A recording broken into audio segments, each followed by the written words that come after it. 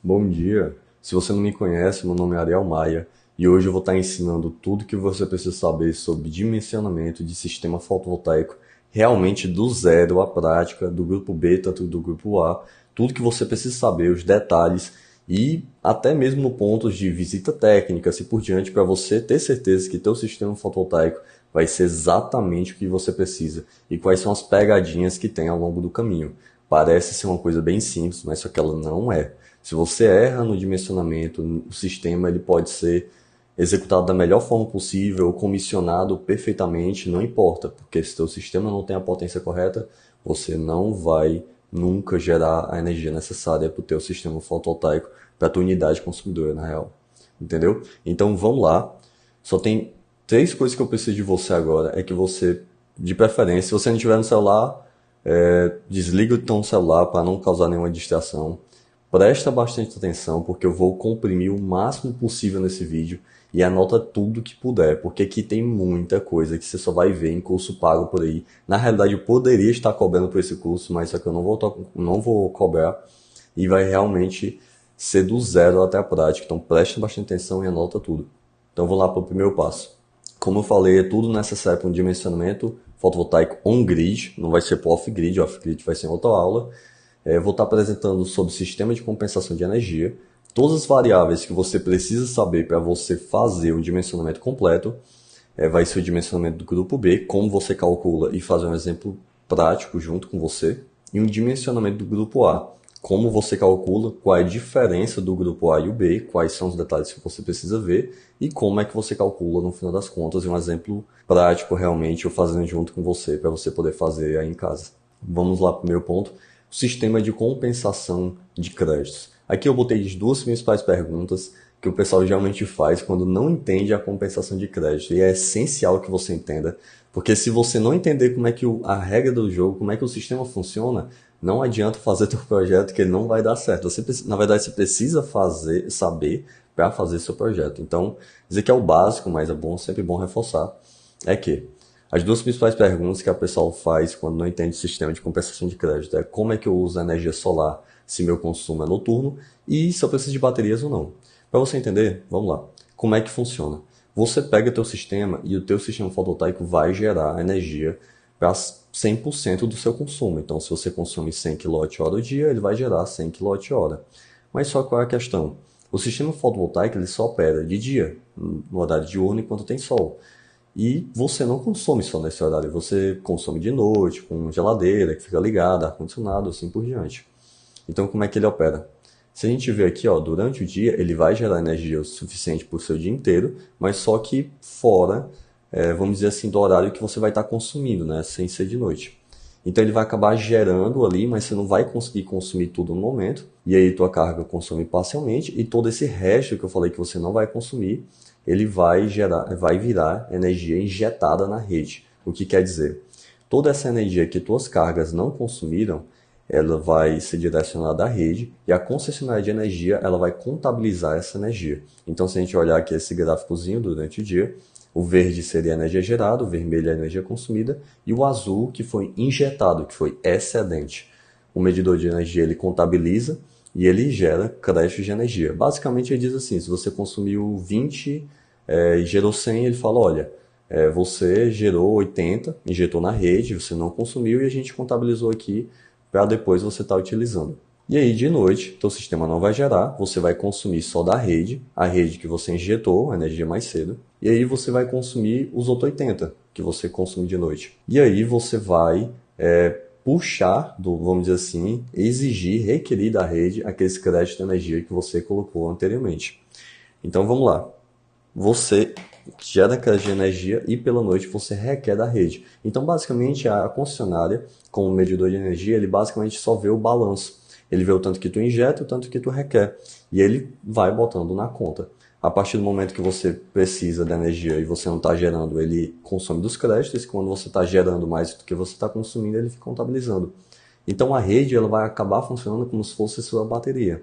Né? Se a gente lembra bem, a bateria ela transforma energia elétrica em energia química e depois devolve, revertendo o processo. A rede vai fazer a mesma coisa, mas só que em vez de transformar essa energia, ele só contabiliza em crédito de energia.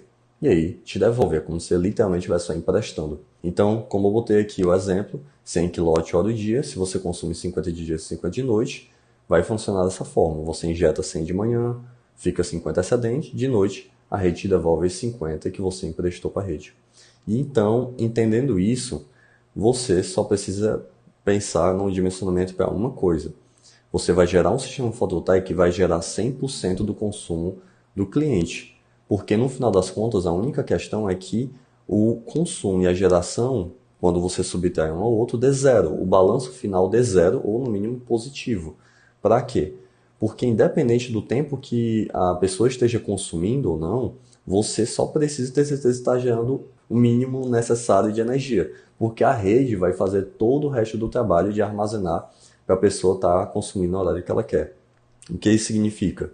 Que a rede é a sua bateria, que só é necessário saber que a tua geração total será igual ao consumo total, então que o balanço final seja zero, e que o objetivo do sistema é chegar na exata potência do seu sistema para que gere exatamente o que você consome. E aproveitando, isso aqui responde porque 99% dos casos o sistema ele é on-grid e não off-grid. Para quem sabe, on-grid é conectado à rede, que foi o caso que eu mostrei, e off-grid é desconectado da rede quando você tem baterias. E por que exatamente 99% dos casos são on-grid, que foi o que eu mostrei? Porque tem esse benefício, onde a rede está operando com uma bateria para você. Então, nesses casos, você não precisa estar se preocupando em momento que a pessoa está consumindo. Então, você não precisa da bateria, entendeu? E aí, por isso que as pessoas sempre escolhem um grid, porque você não tem o custo da bateria, você não tem o custo de instalação da bateria e manutenção, operação, assim por diante, e você consegue ter o mesmo conforto para o cliente. Então, é muito melhor. Então, somente 3 casos onde você realmente precisa do sistema, você pode estar aplicando o sistema off-grid. O primeiro caso é bem obrigatório, vamos dizer assim, é o caso que você não tem acesso à rede, então você precisa instalar um sistema off-grid. O on-grid ele precisa da rede para estar operando, então a sua única opção é colocar o off-grid, então conectado, isolado da rede com as baterias. O segundo caso é fornecimento ininterrupto de energia, que é quando um cliente ele precisa do fornecimento contínuo dessa energia. Isso é muito caracterizado quando alguém tem algum produto que precisa ser refrigerado, então qualquer pessoa que trabalha com pescado precisa desse fornecimento ininterrupto, porque senão ele pode perder o produto. Quando você, no caso, quando tem alguma pessoa eletrodependente, então ela precisa da eletricidade para viver, algum tipo de equipamento específico, precisa ficar ligado 24 horas. E em casos gerais, só você verificar se a pessoa precisa realmente desse fornecimento contínuo. Então encaixa dentro desse ponto. E o terceiro é qualidade de energia. Para quem já trabalhou em indústria, sabe que tem vários equipamentos que são bem sensíveis à qualidade de energia. Se tiver uma sobretensão, subtensão, fundamento, subfrequência, alguma coisa do tipo, pode causar queima desse equipamento.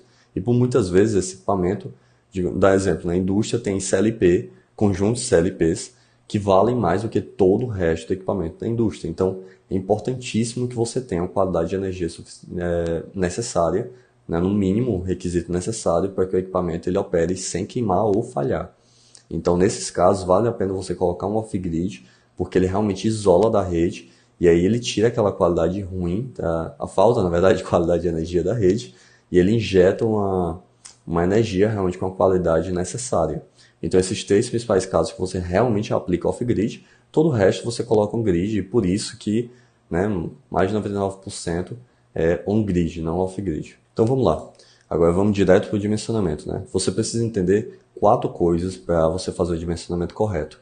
É entender como é que você verifica realmente o consumo, a irradiação ou irradiância, você vai ver melhor mais para frente qual é a diferença, o período de análise e o performance ratio. Mas se preocupa não que a gente vai ver um por um. O primeiro de tudo é o consumo. Consumo, na verdade, parece uma coisa bem simples, mas só que você tem alguns detalhezinhos que às vezes as pessoas erram, que é entender o período que você vai analisar o consumo. O consumo você não analisa nem diário, nem mensal, como algumas pessoas às vezes fazem, pega o consumo mensal da pessoa e calcula, você sempre pega o consumo anual. Por quê? O teu sistema fotovoltaico ele não é feito para operar só naquele mês, ele é feito para operar o ano inteiro. E a gente sabe que ao longo do ano inteiro a pessoa varia muito o consumo. Tem meses que é menor o consumo, tem meses que é maior. Da mesma forma que a geração, por muitas vezes, é maior em um mês e é menor nos outros. A gente sabe que tem as estações. como da mesma forma que eu expliquei anteriormente, você só precisa ter certeza que o balanço final é igual a zero. Então você precisa pegar os 12 meses, que é exatamente esse período que fecha todo o ciclo, que você sabe realmente a média que a pessoa consome, e você também sabe a média da geração. E aí você precisa ter certeza que a média da geração do ano inteiro bate com a média do consumo do ano inteiro. Porque aí você vai criar um balanço né, zero ou positivo do ano inteiro. Tipo, não tem perigo de nenhum mês a pessoa acabar pagando a conta de energia porque você não verificou aquele mês em específico. Você entende? Aqui, até aqui para exemplificar melhor, esse aqui é um gráfico que mostra exatamente a geração em relação ao consumo.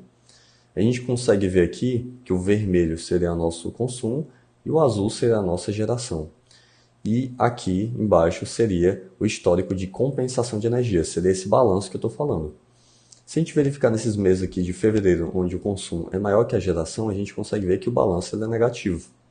Mas só que se a gente for aqui para o final do ano, onde tem a maior irradiância no ano inteiro, né? Você consegue ver que a geração é bem maior do que o consumo, e aí gera um balanço positivo. Então, um negativo e um positivo. E aí, quando a gente verifica todo o histórico anual, e a gente soma esse negativo e soma esse positivo para verificar o balanço final, esse balanço final dá essa média aqui que ela é positiva. Então, o que significa? Os créditos que a pessoa está gerando a mais aqui, nesses meses com a irradiância maior, eles abatem esse período de déficit e ainda sobra um pouco. Então, quer dizer, mesmo que nesse começo do ano a pessoa não gere o suficiente que ela consuma, esses meses aqui de geração a mais vai compensar esses meses de déficit e o balanço final vai ser igual a zero. E aí por isso que a gente precisa verificar o ano inteiro, sempre consumo do ano inteiro e geração do ano inteiro. Então mais para frente a gente vai ver como é que a gente pega exatamente esse consumo. Bote isso aqui bem em mente, porque esse aqui é o ponto principal. Você entendendo isso aqui, todo o resto sai o quê? Então esse aqui é um exemplo de uma conta de energia aqui na Enel Ceará. No caso, se você verificar, ou se eu não me engano a RGE também tem esse balanço aqui final, que eu vou mostrar. Mas enfim, aí você procura na conta de energia da sua concessionária. Mas aqui no Ceará a gente tem isso aqui, ó, histórico de consumo, que é esse onde está esse quadradinho vermelho.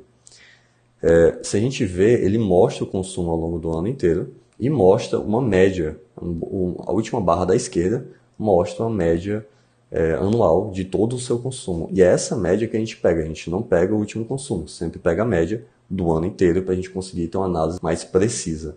Mais alguns pontos de atenção quando você vai analisar o consumo são dois, que é a sazonalidade e as exceções. Olha, isso aqui é extremamente importante, a gente já quase caiu na pegadinha dessa, então realmente acontece bastante na prática, assim, se você não prestar atenção, é que entender a sazonalidade, que é o quê? Dá um exemplo prático. Uma vez a gente pegou uma conta de energia do Rio Grande do Sul, e essa conta de energia, ela veio X, tudo bem? Mas só que essa conta de energia, a gente só tinha um balanço dos últimos 3 ou eram 4 meses. Porque, enfim, eles tinham feito uma troca e tinham zerado o histórico e ficaram sem esse histórico, então a gente só tinha 3 meses de consumo dele. E a gente começou a dimensionar para esse sistema. Mas só que antes de a gente prosseguir, eu consultei exatamente o cliente porque eu não tinha o histórico do ano inteiro, só tinha de 3 meses.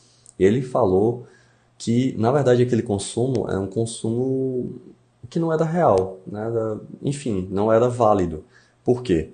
Aquele consumo era no tempo de inverno.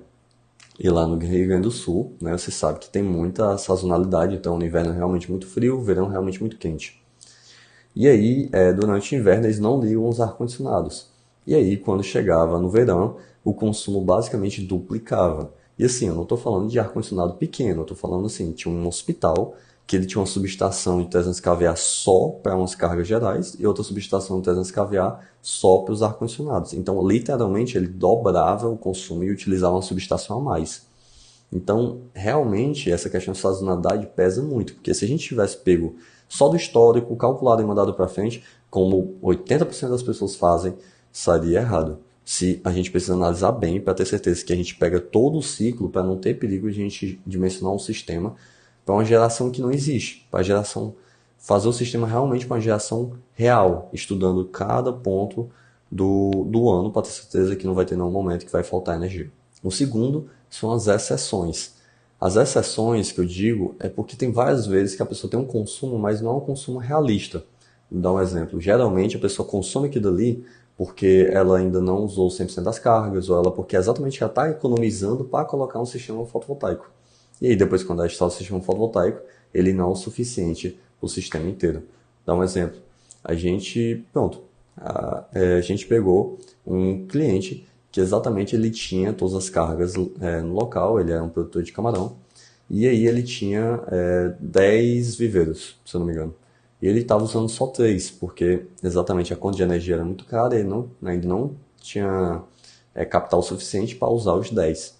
E aí ele queria instalar um sistema fotovoltaico exatamente para tirar essa questão da conta de energia e colocar os 10. Se a gente pega só a conta de energia e dimensiona, no momento que ele ligasse os 10 viveiros, né, quase triplicasse a conta de energia, o sistema fotovoltaico nunca ia dar conta. Então você precisa ter certeza que aquele dado que está avaliando, ele é válido, porque tem que imaginar o dimensionamento como uma equação.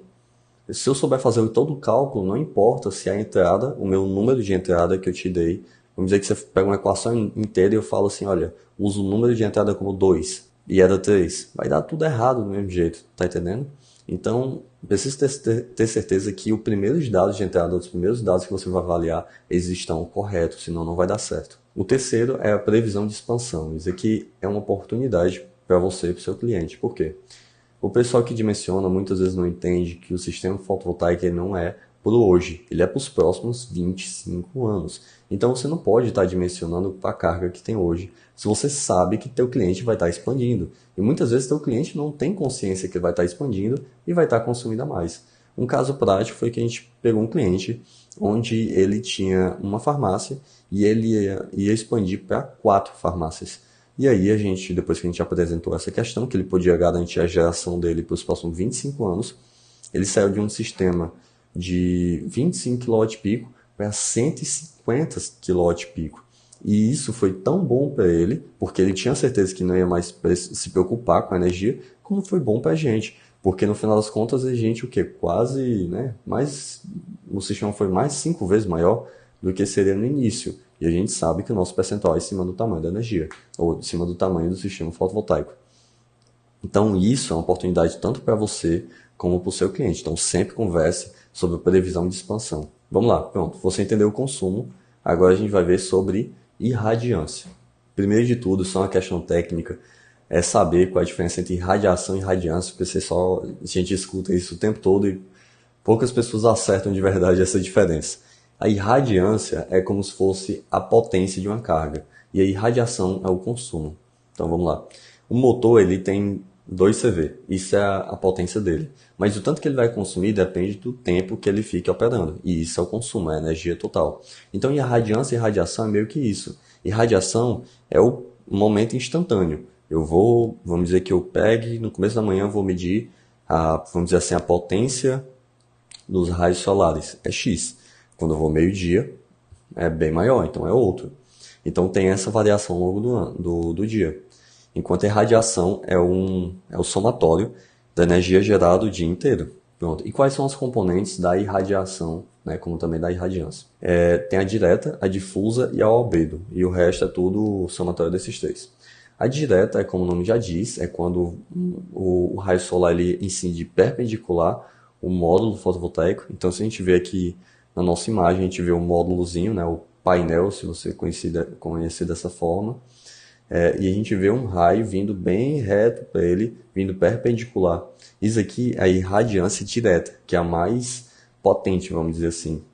A difusa é quando a irradiância ela incide, esse raio ele incide em algum objeto no céu e depois vem em direção, não perpendicular, mas vem quase perpendicular para o nosso painel, que já é um pouco diferente, já não tem a mesma força, vamos dizer assim, que é quando o raio ele incide na nuvem e é direcionado para o nosso painel. E o terceiro é o albedo, que na verdade é o tanto que os arredores, o envoltório, vamos dizer assim, o solo, o prédio, essas coisas assim, eles refletem essa irradiância e direcionam para o nosso módulo. E aí temos a irradiância global, que é a difusa mais a direta, e a total, que é a direta, difusa e albedo. É só uma questão técnica, é bom você saber, porque quando você está consultando dados na internet, ele sempre fala dessa diferença, de direta, difusa e total. E se você não sabe qual é a diferença entre cada um, você pode acabar pegando o errado. E isso aqui é um estudo de caso que eu fiz questão de colocar para você ter noção do impacto e a importância da irradiação e da irradiância quando você vai fazer uma consulta, quando você vai utilizar para o seu cálculo. Você não pode levar isso na brincadeira, eu vou mostrar exatamente por quê. Como eu falei, isso aqui é um estudo de caso de empreendimento que está no mercado de energia, mercado livre de energia.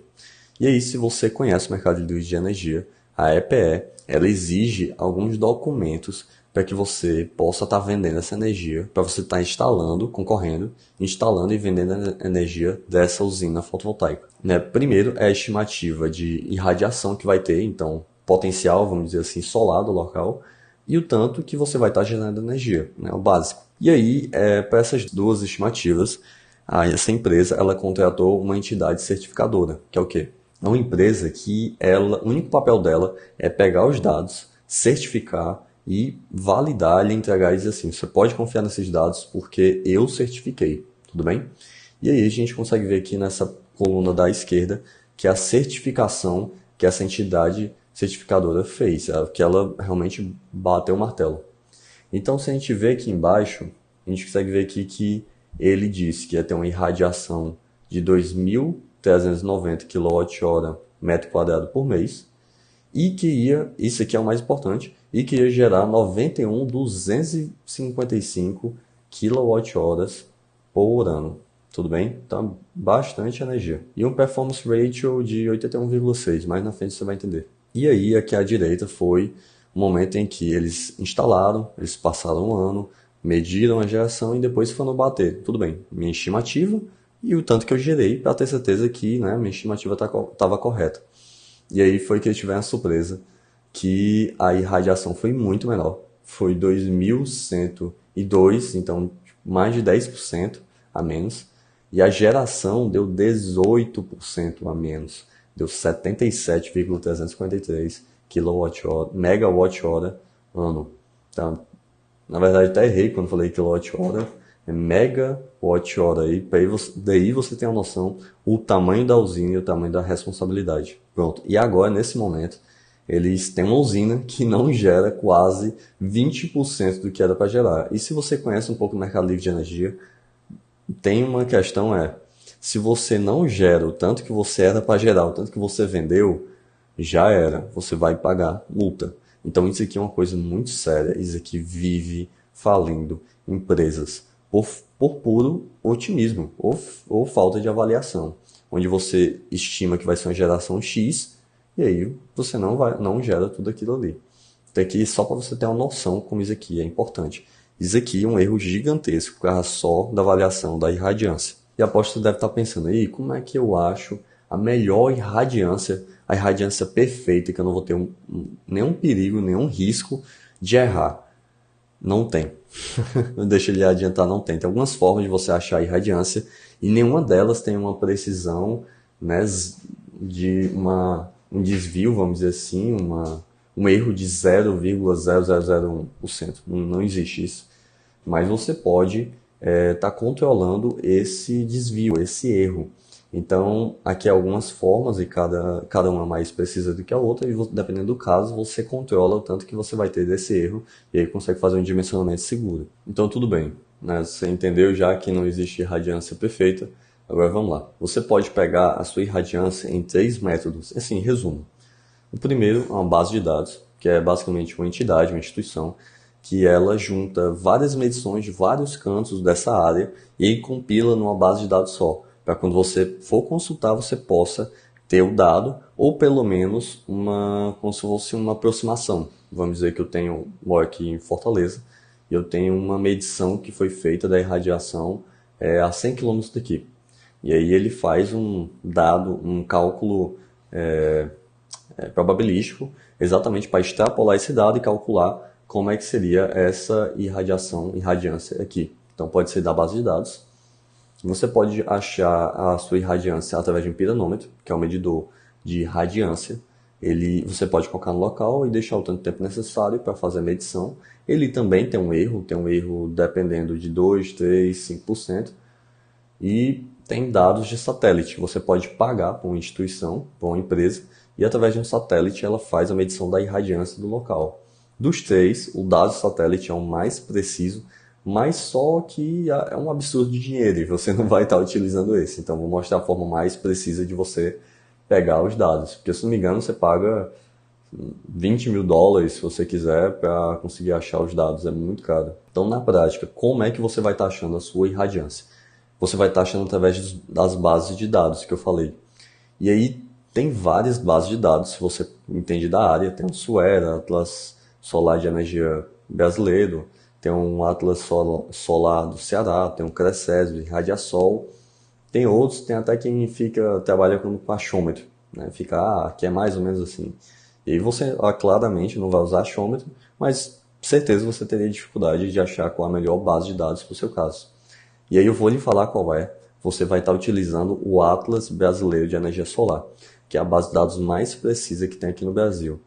Se você conhece o SUERA, né, se você deve estar com um pouco assim, um pouco confuso, porque o SUERA ele é alimentado pela NASA e por várias outras instituições, o que é muito bom, mas só que ele é uma base de dados que abrange o mundo inteiro, então ele não tem uma especialidade. Então, quando a gente quer saber de um ponto específico, a gente não sabe muito bem. O Atlas Brasileiro de Energia Solar ele tem mais de 72 mil pontos registrados só no Brasil. Então, realmente, ele tem uma precisão muito grande no Brasil, porque ele é especializado para isso, né? Como botei aqui também no slide, ele tem uma resolução de 10 por 10 quilômetros, então ele tem um mapeamento de 10 de 10 quilômetros do Brasil inteiro. Então, se você colocar qualquer ponto de medição, o ponto de medição mais próximo vai ser no máximo 10 quilômetros, o que isso numa escala de energia solar é muito pouco. É tipo, o desvio é muito pequeno, então é extremamente preciso. Quais são as duas formas que você tem para você acessar essa base de dados? Uma através do LABREM, que é o Laboratório Brasileiro de Energias Renováveis. Lá você consegue ter todo o acesso a essa base de dados através do Atlas e você consegue colocar latitude e longitude e ele te dá a irradiância que você precisa, tudo bem? Mas só que é um pouco complicado você fazer esse acesso lá. Você até pode baixar a base de dados, mas só que dá muito trabalho. Então, tem uma forma mais fácil que é através do CRECESB. O CRECESB, ele é uma plataforma que foi criada exatamente para facilitar você usar o Atlas Brasileiro de Energia Solar. Lá você consegue colocar latitude e longitude da mesma forma, e no momento que você coloca buscar, ele te dá o gráfico da irradiância ao longo do ano, os dados de cada mês e o dado do média geral. Então, lá você consegue ter uma consulta muito mais precisa, tudo bem? Mais pra frente eu vou fazer o cálculo junto com vocês e vou estar mostrando como é que você faz exatamente essa consulta, mas aqui para imagem você consegue ver latitude e longitude, ele te dá os dados e eu vou mostrar qual desses dados você vai pegar. Pronto, aí como achar a latitude e longitude? Às vezes o pessoal pergunta, mas esse é o mais fácil, até no Google Maps mesmo você consegue identificar. Você só pesquisa pelo local que você quer calcular a irradiância, então vamos dizer que é a sua casa, você encontra a sua casa no Google Maps, aí clique em cima dela, clique em cima do local onde você quer, tá pegando essa irradiância para pegar a latitude e longitude do local, para fazer a consulta, né? E aqui na parte inferior você consegue estar vendo que ele dá a latitude e a longitude. Aqui foi um exemplo, eu fiz a pesquisa da Universidade de Fortaleza, para estar utilizando como exemplo. Cliquei e ele deu aqui a latitude e longitude aqui abaixo. Aqui está um pouco embaçado, mas você consegue ver que é menos 3,77 de latitude e as casas decimais. E longitude é menos 38,48, assim por diante. Pronto, Ariel, eu entendi que é o Atlas Solar Brasileiro, é o melhor de todos e eu vou estar utilizando ele. Beleza, mas só tem um caso que você não vai usar o Atlas Solar Brasileiro. Para quem sabe, a orientação do seu sistema fotovoltaico é bem importante. Então, se eu pego o módulo e eu direciono para o norte, eu direciono para o sul, eu direciono para o leste, assim por diante, ele faz muita diferença. Essa movimentação faz muita diferença. Essa orientação faz bastante diferença. Então, sempre tem a orientação ideal que você vai estar colocando no seu sistema fotovoltaico. E a orientação ideal é sempre ao norte, né? Se você tiver ao sul, que é o 90% do Brasil está ao sul, então você possivelmente vai estar colocando ao norte, numa inclinação igual à sua latitude. Mas qual o ponto? O Atlas Solar Brasileiro dá a irradiância que você precisa, de acordo com a orientação ideal, né? Perfeito.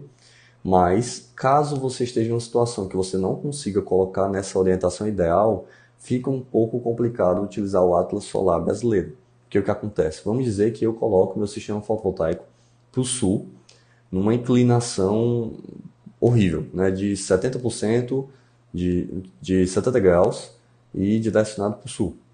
Essa orientação está totalmente discrepante da ideal, mas só que o Atlas Solar Brasileiro te dá a irradiância da posição ideal. E aí o que é que acontece? Eu vou colocar para o sul, vou colocar uma situação horrível, vou utilizar os dados do Atlas Solar e quando eu calcular vai dar totalmente diferente do que ele realmente vai estar gerando. Então, nesse caso, quando eu tenho uma situação muito discrepante, não dá para usar o Atlas Solar Brasileiro, porque ele vai te dar uma orientação diferente do que você está tendo. Então, nesses casos onde você tem uma orientação muito discrepante da ideal, você vai estar utilizando o Radiasol. O Radiasol é essa plataforma desenvolvida pela Universidade de Minas Gerais, se não me engano, onde você consegue colocar exatamente a inclinação e a orientação do seu sistema fotovoltaico. E aí lá você consegue solicitar da base de dados dele e eles vão corrigir essa irradiância para calcular exatamente qual seria a irradiância na situação que você entregou para eles. Então, se você quer 50 graus de inclinação direcionado para o leste, você consegue exatamente a irradiância nessa situação. Então, nesses casos mais extremos, o radiação é mais preciso. E para te dar uma noção dessa discrepância, eu fiz duas consultas, um sistema fotovoltaico no Rio de Janeiro, um que estaria no ideal, que seria ao norte a 30 graus aproximadamente, se não me engano, e o outro era ao sul a 30 graus. E aí o sul a 30 graus foi 40%, teve 40% menos irradiação do que ao norte. Então, quer dizer, se eu calculasse com o ideal, que seria ao norte, e colocasse meu sistema para o sul por alguma razão, meu cálculo sairia errado. Então, nesses casos, muito discrepante, o Radiasol, tudo bem? E uma menção honrosa para o Atlas Eólico Solar do estado de Ceará, porque ele tem uma função que eu ainda não vi em nenhuma outra base de dados, tudo bem?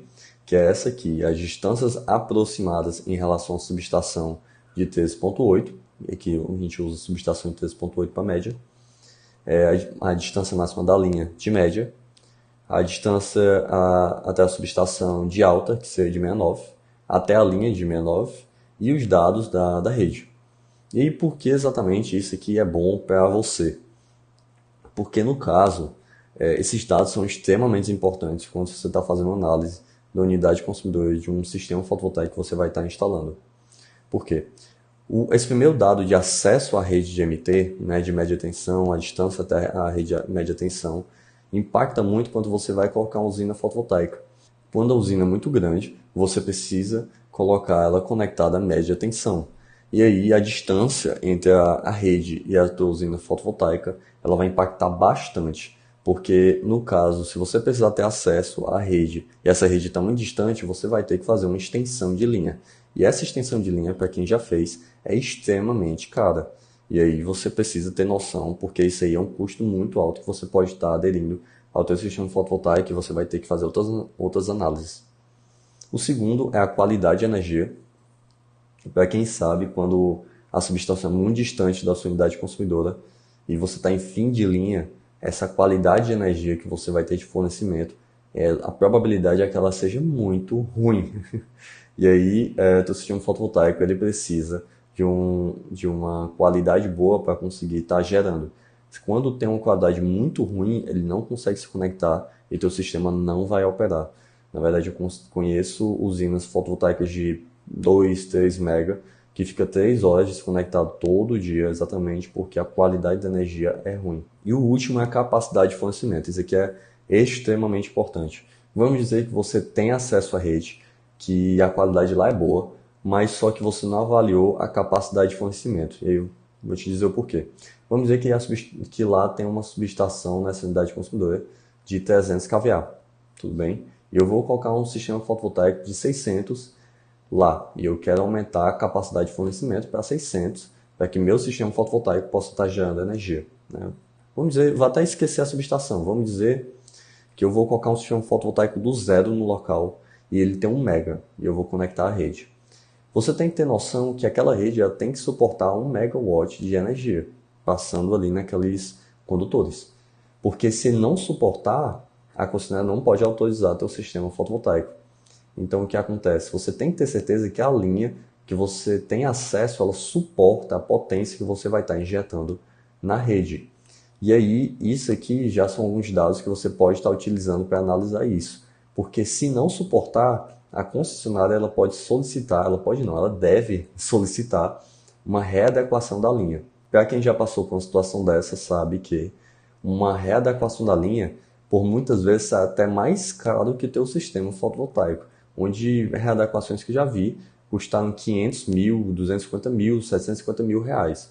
Então é realmente muito caro, porque você vai ter que trocar um trecho de linha enorme para que você tenha a disponibilidade do teu sistema fotovoltaico. Isso aqui já impediu projetos nossos, então é extremamente importante você ter noção dessas três coisas. Isso aqui é legal porque mostra que sistema fotovoltaico não é só instalar e ir embora. Se você não analisar a rede, a radiância e assim por diante, ele não funciona. E esses são três questões que você precisa ter em mente. Vamos lá. Performance Ratio. A gente já estudou, né, consumo, já estudou irradiância, sabe a base de dados onde você vai estar tirando, o consumo que você vai estar analisando, mas aí o nosso sistema fotovoltaico também tem o seu desempenho, tem sua eficiência, e você tem que medir o tão eficiente o desempenho que ele vai ter. E aí o Performance Ratio é exatamente isso, é a taxa de desempenho que o teu sistema fotovoltaico vai ter. Em situações ideais seria 100%, mas a gente sabe que no mundo real nada é 100%, então vai ter uma perda por desempenho. A gente precisa saber disso exatamente para poder estar calculando. Primeiro de tudo, você precisa saber qual é a diferença entre Performance Ratio e eficiência. Muita gente confunde isso, eficiência é totalmente diferente, porque assim, quando a gente pega eficiência no módulo, você vai ver que, como eu botei aqui nesse slide aí na esquerda, é que a eficiência geralmente é bem baixa, porque ele está falando da eficiência que ele converte dos raios solares e gera em energia elétrica. Então, se a gente pegar aqui dessa tabela, a gente vê que não chega nem a 20%. Então, se eu tenho 1000 watts disponível, ele só consegue gerar estourando 200. Mas só que a taxa de desempenho ela não está relacionada à eficiência. Na verdade, ela não vê essa conversão do módulo. Ela vê o potencial de geração do módulo e o tanto que saiu e foi injetado nas minhas cargas, foi consumindo lá, foi injetado na rede, foi realmente saiu do sistema fotovoltaico. Então ele vê, ok, meu módulo tem a capacidade de geração de 10.000 kWh, tudo bem? Independente, né? Ele não está pegando essa eficiência de conversão, está pegando só o que ele geraria perfeitamente. E aí depois ele pega esse potencial de geração assim que sai do módulo, né, assim que sairia do módulo, até sair para depois do sistema fotovoltaico. Então ele é uma relação entre a geração real e a geração em condições perfeitas climáticas, sem perda de temperatura, sem perda no condutor, sem perda no inversor, sem perda de nada. Então a geração real em cima do teu potencial de geração, vamos dizer assim. Aqui é só uma fórmula, né, que você utiliza para calcular, mas sendo bem sincero, você mal utiliza isso. A forma que você acha o PR são de outros métodos que eu vou estar mostrando. E aqui eu botei algumas perdas que o sistema fotovoltaico ele tem. Né? A gente sabe que tem perda por temperatura máxima de operação em ambiente, degradação natural, sujidade. A sujeira ela causa bastante perda, na verdade. As perdas ômicas, CC, CA e do trafo, se tiver. Perda da qualidade de energia, ou perda da qualidade do módulo, desculpa. Perda de incompatibilidade ou mismatch. Sombreamento parcial ou total. Perda de eficiência do inversor. Perda por clipping, ou também conhecido como sobrepotência. Perda por indisponibilidade da rede. E aí, dessas perdas, a que mais impacta de longe, que você precisa ter um controle melhor, porque é o que mais impacta, é a temperatura. Diferentemente do que o pessoal pensa, a temperatura tem nada a ver com a geração do teu sistema fotovoltaico. Na verdade até tem, mas não de forma positiva. mas de forma negativa, ela é que mais impacta na tua geração. Então aqui, se você olhar, tem esses percentuais do gráfico dizendo tanto que ele está tirando de perda. E se você olhar bem, a temperatura dá uma perda de quase 11%, e é só ela. E se você somar todo o resto, eu acho que não dá ainda 11%. Então, por muitas vezes, ela é maior do que todas as outras perdas somadas. Então, principalmente aqui no Nordeste, você vê muita perda por temperatura, apesar de ter uma irradiância muito alta. Como é que você acha o teu PR que você vai estar utilizando para calcular? Eu falei que tem 10 perdas, e nem são todas as perdas, são as principais perdas. E aí, como é que você acha o PR exato? Só existe duas formas, só existe uma forma, na verdade, que é você fazer, na verdade, duas formas. A segunda, acredito que você não vai conseguir fazer, mas, enfim, a primeira seria você fazer uma simulação com software, que esse software, ele pega teu sistema, coloca naquele ambiente, assim, simula, ele simula temperatura, irradiância, hora a hora, momento por momento, do ano inteiro. Então ele faz cada cálculo, ele pega o dia de hoje, pega uma hora, calcula, pega a próxima hora, calcula até finalizar um ano inteiro, com todas as condições e que você coloca, objetos, sombreamento, e ele chega exatamente no PR que você precisa. E a segunda é você literalmente colocar o sistema fotovoltaico e ver o tanto que ele vai ter de taxa de desempenho. A segunda, com certeza, você vai estar fazendo. A primeira, você tem a oportunidade de estar fazendo essa simulação, mas qual o ponto? A simulação, ela demanda bastante tempo de ti. Então, aqui eu vou mostrar duas formas, uma mais simples e uma mais complexa, que é uma simulação, para você achar. A primeira forma é o dimensionamento mais simples, que você vai estar utilizando de um PR de 70%, de 0,7. E aí eu falei, né, anteriormente que não tem como você saber qual o PR. E aí acabei de falar que você vai utilizar 70%, né? Mas é porque esse PR é um PR de segurança. É um PR que eu tenho certeza que, se você dimensionar da forma correta, ele vai te dar um fator de segurança que eu tenho certeza que teu sistema fotovoltaico vai ter pelo menos 70% ou uma taxa de desempenho superior a isso. Então, você considerando o pior caso, você cria uma segurança em cima do teu dimensionamento, se for um dimensionamento mais rápido. Então, para um dimensionamento mais simples, você vai estar utilizando 70%. Se a gente olhar aqui, aqui são alguns sistemas fotovoltaicos ao longo do Brasil. E se tu der uma olhada nesses quadrados vermelhos onde estão marcados, todos eles estão acima de 70%, que é exatamente o que eu falei. É esperado que seja no mínimo 70% para cima, então um fator de segurança. Segundo, eu tenho alguns casos, na verdade, eu recomendo, assim, em maior parte dos casos, você faça um dimensionamento mais simples desse. Eu vou mostrar quando você faz o mais complexo. Mas por que fazer o mais simples, né? Por que não ir logo para a simulação e fazer um perfeito? É porque, nesse caso, você tem menor hora-homem e um menor custo de oportunidade. Vou te explicar o porquê. Se você trabalha com energia solar, você sabe que você entra em contato com clientes, assim, 30, 20 clientes por dia. E aí você não tem tempo para você estar fazendo o dimensionamento perfeito para cada um. Então você precisa fazer de uma forma que você consiga calcular de uma forma rápida e segura, para posteriormente você estar só especializando mais. Dá um exemplo, vamos dizer que eu tenho 30 clientes no dia, eu não vou conseguir atender todos eles com o dimensionamento perfeito. Então eu faço esse dimensionamento mais simples, com esse PR que eu acabei de falar, e aí os que forem fechar, ou os que prosseguirem, né, daqueles 30 que você conseguiu, você faz um estudo mais preciso. Então você faz um filtro, você realmente dedica mais tempo para quem realmente vai fechar com você o que você vai estar fazendo no seu sistema. E aí você tem um menor custo de oportunidade. Porque se você for fazer um dimensionamento perfeito para todo mundo, você vai estar perdendo a oportunidade de estar atendendo mais pessoas e pegar um cliente que está mais maturado, que tem a maior probabilidade de fechar com você. Aquele é o dimensionamento simples e esse aqui é o dimensionamento complexo que eu falei. Quando você usa um software de simulação para chegar no teu PR exato. Então vamos lá. Você utiliza esse software e tem níveis de simulação, é claro. Você não vamos dizer assim, cada tipo de simulação dá um trabalho diferente. O primeiro nível de simulação é quando você simula o sistema, então módulos, inversores, condutores, nem condutores, mas módulos inversores em geral. Inclui a temperatura, o arranjo e a orientação. Aí você consegue ter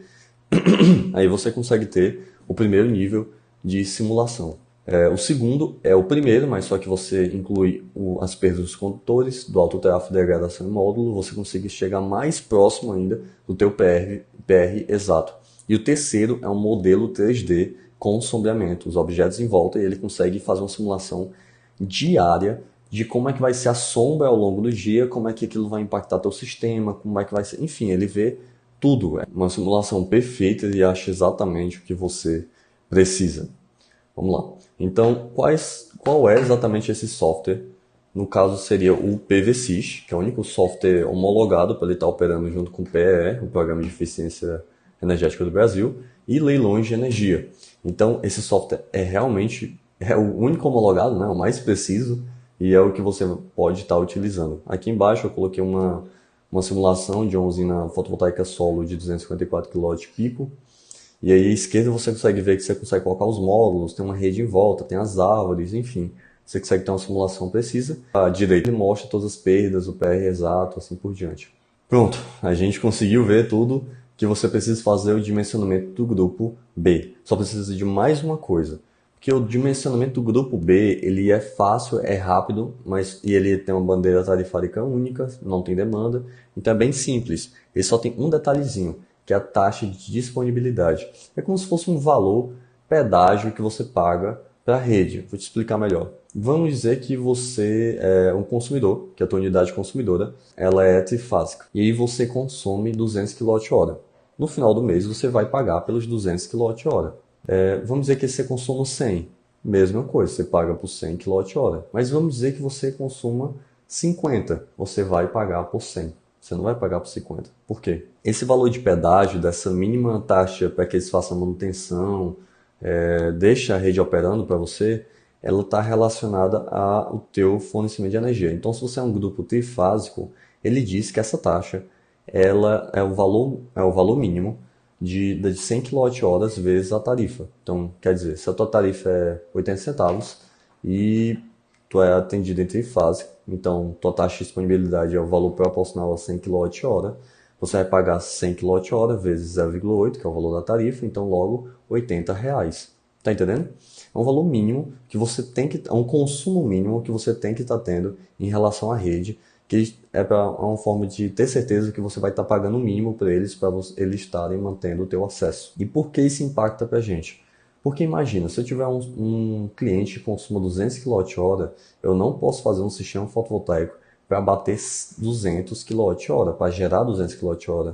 Porque já que o cliente está conectado à rede, independente se eu gerar esses 200, se eu gerar os 200 inteiro, ele vai ter que pagar 100, caso ele seja trifásico. Então, se de qualquer forma ele vai ter que pagar os 100, então o que eu faço? Eu só gero 100 e os outros 100 que ele vai ter que pagar, eu deixo ele consumir normal. Então, basicamente, é uma forma de você aprofundar mais o teu dimensionamento. Ter certeza que a pessoa vai estar utilizando exatamente o que ela pode estar consumindo. Porque até mesmo se o cara consumir 70 e vamos dizer que eu queria um sistema fotovoltaico para gerar 70 kWh, não vai adiantar, porque ele vai continuar pagando. Ele vai pagar o proporcional a 100 de qualquer modo. Então, chamamos isso de consumo compensável. O consumo que realmente você vai estar compensando, vai estar abatendo da conta de energia sem perigo da taxa de disponibilidade impactar.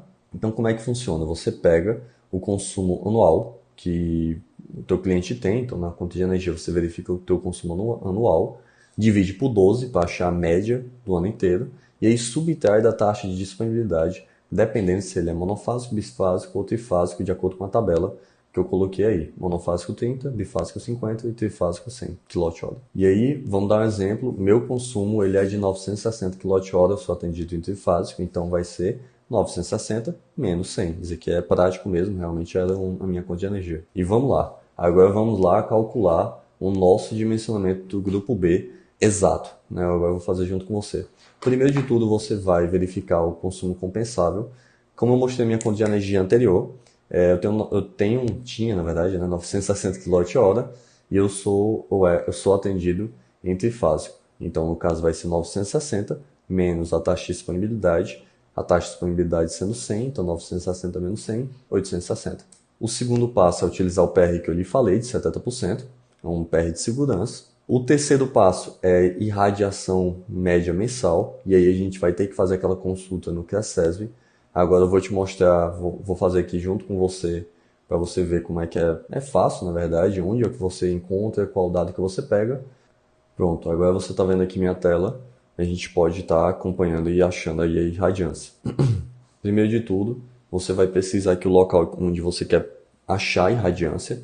Então, no caso, eu vou utilizar aqui a Universidade de Fortaleza por questão de exemplo, mas se for da sua casa, você coloca a sua casa, assim por diante. Ele vai localizar o local. Você pode clicar em qualquer local aqui, em volta de onde você quer. E aqui embaixo você vai achar a latitude e a longitude. Aqui você copia. É tanto que se eu colar aqui, você vai ver, ó, aqui a latitude e a longitude. Então, a gente vai utilizar agora. Abre outra aba, procura, pesquisa pelo CRECESB Sun Data. O primeiro que vai aparecer para você já é o CRECESB que eu estou falando. Você vai aqui abaixo, vai utilizar essa aba aqui, ó, para colar latitude e longitude. Copia só o número da latitude sem o sinal, cola aqui, e copia só a longitude e cola aqui. O fato de você tirar o sinal é exatamente porque aqui no CRECESB você não identifica pelo sinal, você identifica aqui, ó, se é sul ou é norte, tudo bem? Porque naturalmente negativo é sul, positivo é norte. Mas como aqui ele tem a opção, você tira o sinal e seleciona. É questão de leste-oeste, onde teria negativo e positivo também. Ele só aceita positivo porque ele sabe que o Brasil inteiro está no oeste, então você só tira o sinal, copia e cola aqui que dá certo. Vem aqui em buscar e aí pronto. Aqui, ó, tá vendo? Ele já deu os gráficos do local que você quer. Você pode até desativar essa terceira e essa segunda linha. E essa primeira aqui vai ser o ponto mais próximo, como eu falei. Lembra que anteriormente eu falei que quando ele não tem exatamente o local, ele pega do ponto mais próximo? Pois é, ele pegou aqui de um ponto a 5 km mais ou menos do que eu quero. Que é, né, questão de irradiância, isso é nada de distância, então é bem preciso. E aqui no final você vai achar a média da irradiação do ano inteiro, que é 5,73. Tudo bem?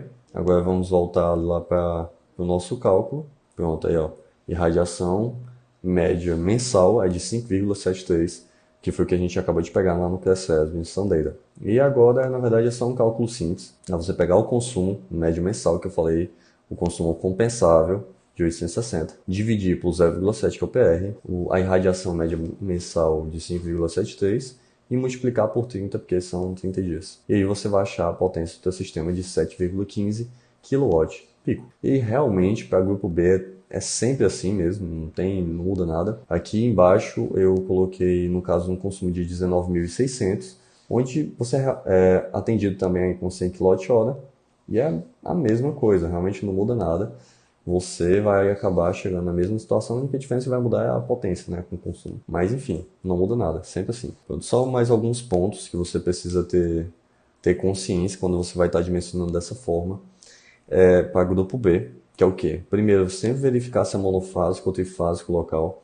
Isso não só por questão da taxa de disponibilidade, mas principalmente porque você precisa saber, diz aqui, para você dimensionar teu inversor. Para quem sabe, o sistema fotovoltaico ele tem um inversor que ele é responsável por fazer a conversão da energia do lado do sistema fotovoltaico, assim, dos módulos em si, CC, e transformar em energia CA. Esse dispositivo, como qualquer dispositivo, ele pode ser monofásico ou trifásico. E aí, no momento, você sempre tem que estar verificando se a instalação é monofásica ou trifásica, porque caso o teu inversor seja acima de 10 kW, ele vai ser trifásico. E aí, se a instalação é monofásica, você acabou de comprar um inversor que não é compatível com a rede. Isso parece besta, mas acontece bastante.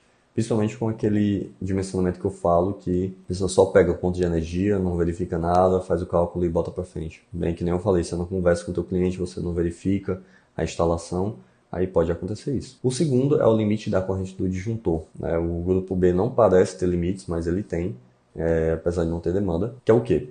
Vamos dizer que a unidade consumidora que você vai instalar, ele tem um disjuntor de 50 amperes.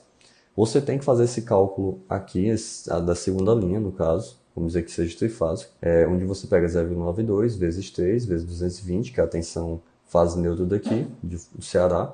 No caso, se você estiver no Rio Grande do Sul, você pega também no Rio Grande do Sul, né, no fase neutra, se for 127 ou 110, mas aqui é 220, e multiplica pela corrente. E aí você vai achar a potência máxima trifásica em fotovoltaico que você pode estar colocando naquela unidade consumidora.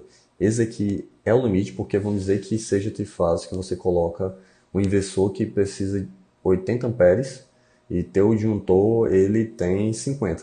não vai dar certo. Então você precisa verificar isso aqui para saber o máximo de potência que você pode estar colocando na unidade consumidora. Agora vamos para o mais interessante, que é o dimensionamento do grupo A. É o mais legal porque tem alguns detalhes que você precisa ter noção. Primeiro de tudo, você precisa entender que o grupo A ele tem postos tarifários diferentes, assim como tem demanda. E isso faz muita diferença no dimensionamento. Para quem sabe, posto tarifário que é o quê? Para o grupo B, quando você consome energia, sendo manhã, tarde, noite ou final de semana, você sempre paga a mesma coisa. Mas para o grupo A, não é assim. Quando está no horário ponta, que a gente chama, que é o horário que a energia é mais cara, você paga mais. E quando é fora ponta, você paga menos. E aqui até coloquei para exemplo, conta de energia. Exatamente, a conta de energia exatamente aqui no Ceará. E você consegue ver que a tarifa no fora ponta é 28 centavos o quilowatt-hora, enquanto no ponta é R$ 1,85. É quase 6 vezes mais do que o ponta. E por que exatamente isso impacta a gente? Porque a nossa geração, a gente não gera no horário ponta. Geralmente o horário ponta, ele é um horário noturno. Aqui no Ceará, ele é de 5h30 até as 8h30 da noite. E aí, você sabe que nesse horário de partir 5h30 da tarde, basicamente você não tem mais sol, você não tem mais nenhuma irradiância. Então a geração ela é sempre fora ponta, mas só que a unidade consumidora ela pode ter consumo ponta.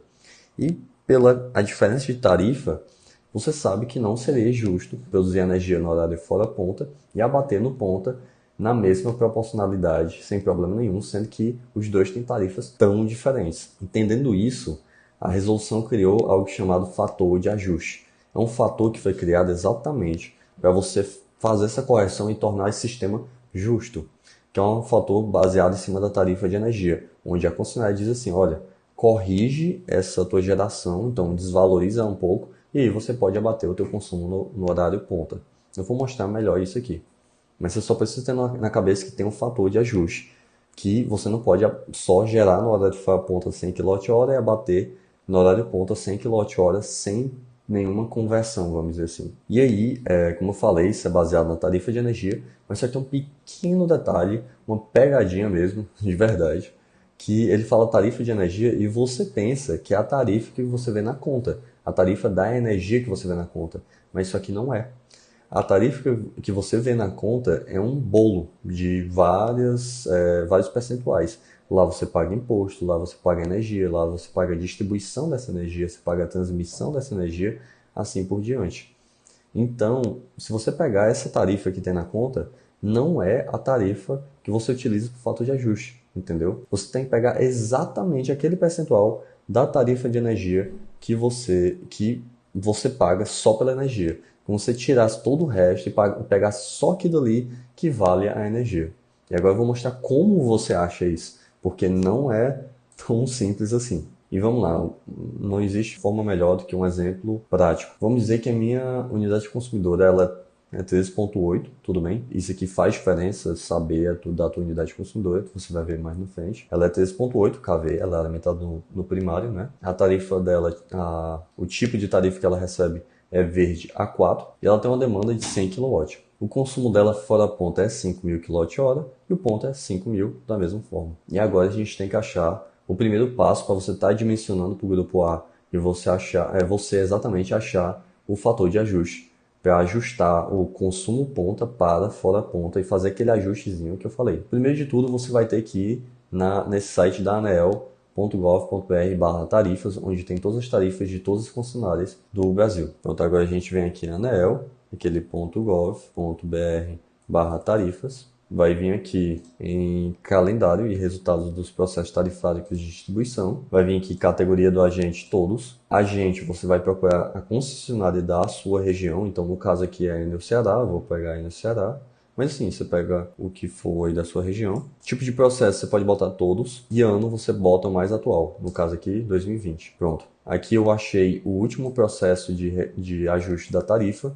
E vou clicar aqui em atos regulatórios. Aqui em atos regulatórios eu consigo ver exatamente qual foi a tarifa que foi ajustada entre a ANEEL, a Agência Nacional de Engenharia Elétrica, e a Enel, Ceará, que é o caso que eu estou pegando. Né? Você vai baixar até você achar essa tabela aqui, ó. Tarifas de aplicação e base econômica para grupo A. Como eu falei, você lembrou bem, no caso, o meu é limitado entre 3,8.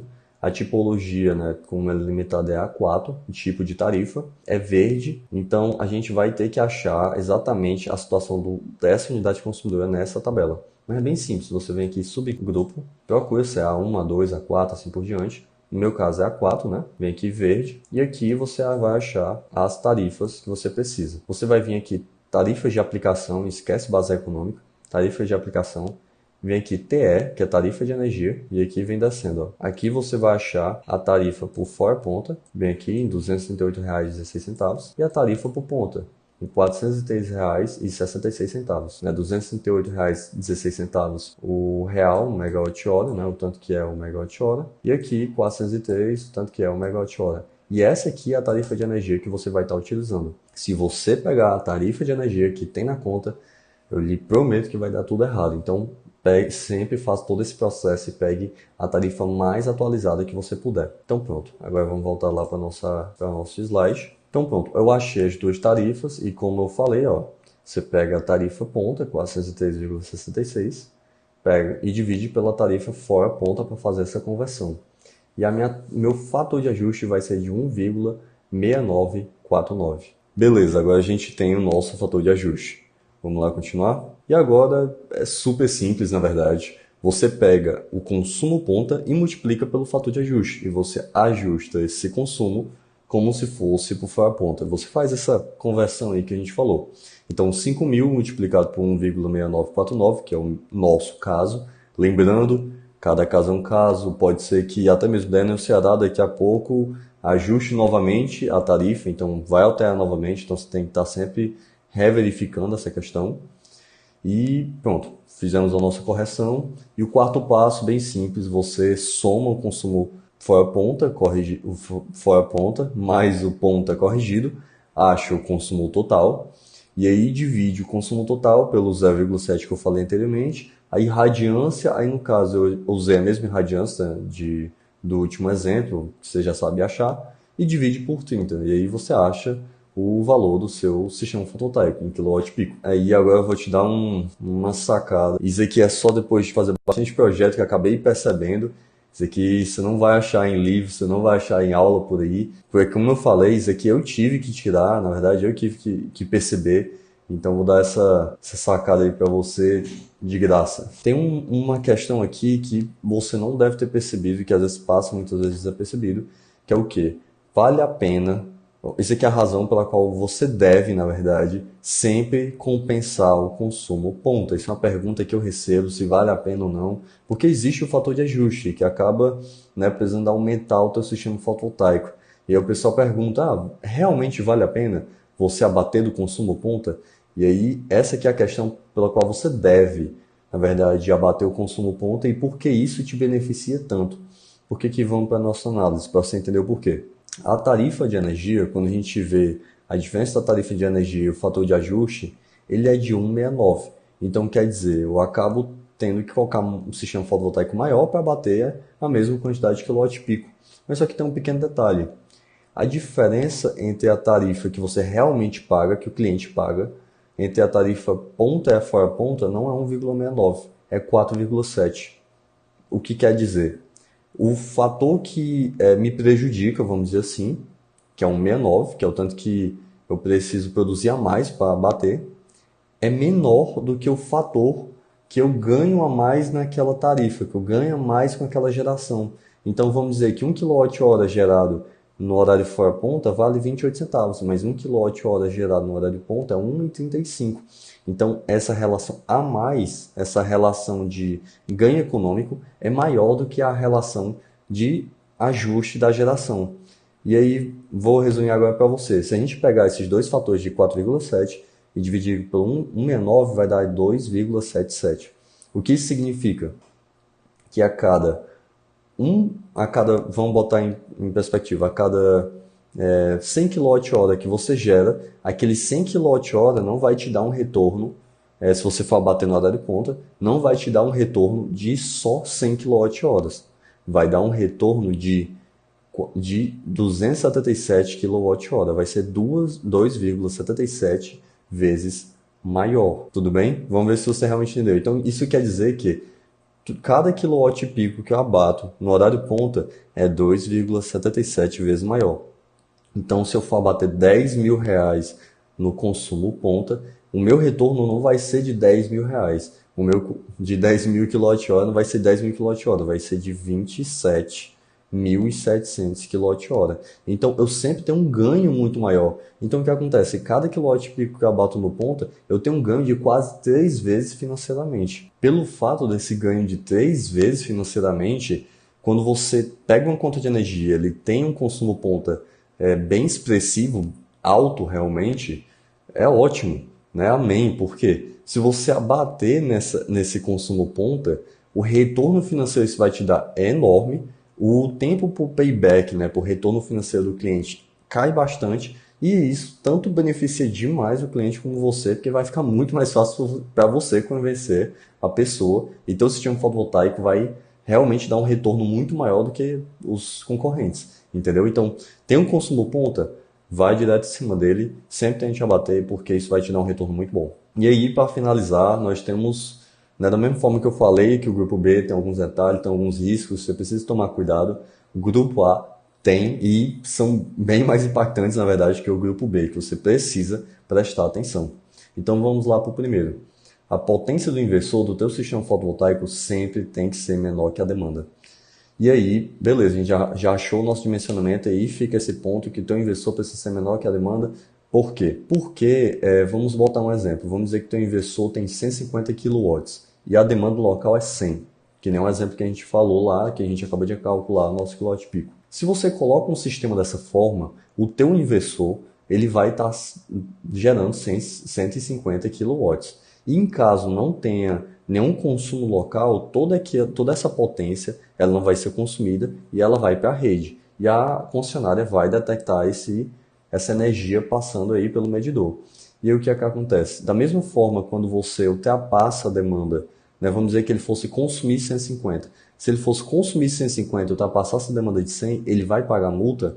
Vai. Da mesma forma que quando a gente está gerando e a gente gera mais do que a demanda, a gente paga a multa do mesmo jeito. Porque o medidor ele não quer saber se você está gerando ou se está consumindo. Ele quer saber se você está ultrapassando a potência máxima que aqueles condutores estão dimensionados para suportar. Tá entendendo? Então, se você tem uma demanda de 100 e está gerando 150 e 150 está indo direto para a rede, você vai pagar a demanda. E aí, por esse motivo, na verdade, que muitos concessionários, assim que eles veem um projeto com essa situação onde a potência do inversor é maior do que a demanda, eles nem autorizam. Então, você precisa ter noção disso, tanto para a concessionária não recusar, como mesmo se ela aceitasse, você não fazer teu cliente estar pagando multa porque teu sistema está gerando, entendeu? Uma segunda situação é bem similar, a potência do inversor não pode ser, ela deve ser, vamos botar melhor na situação, ela deve ser menor do que a potência do trafo. Da mesma forma que a demanda, o trafo ele tem um limite de potência. E você não pode estar ultrapassando a potência do trafo. Você estaria danificando aos poucos ele, ou até mesmo já levando a um curto interno. E aí, na verdade, a situação até mais complicada que a demanda, porque a demanda é um contrato. Você pode muito bem entrar em contato com a concessionária e alterar, dependendo da situação. Mas o trafo é um dispositivo. Então, não é tão simples assim. A partir do ponto que você vai trocar o trafo, tem dispositivos de proteções e outros fatores que você precisa estar levando em consideração. Então, sempre tem que verificar essa questão. E o terceiro é em relação a essa mudança do trafo. Vamos dizer que você realmente vai mudar o trafo, é a melhor situação, tudo bem? Tem que ter um planejamento sobre a capacidade de alimentação e custo de dispositivos de proteção. Por quê? Porque, como eu falei lá no começo da aula, você precisa ter certeza que aquela linha que está alimentando o local tem uma capacidade de fornecimento suficiente para aquele sistema fotovoltaico. Se não, isso vai levar à readequação à solicitação da concessionária. E isso vai levar a um custo que vai ser maior do que o seu sistema fotovoltaico. E mesmo que a capacidade da linha supra a necessidade da tua geração, ainda tem a troca dos dispositivos de proteções ou até mesmo no ramal de entrada. Então, quando você vai trocar um trafo, você vai aumentar a subestação, você precisa verificar todos esses fatores, porque todos eles vão encarecer no seu projeto. E aí você precisa verificar se eles não vão inviabilizar até mesmo o teu projeto. Então pronto, a gente terminou nossa aula aí de dimensionamento.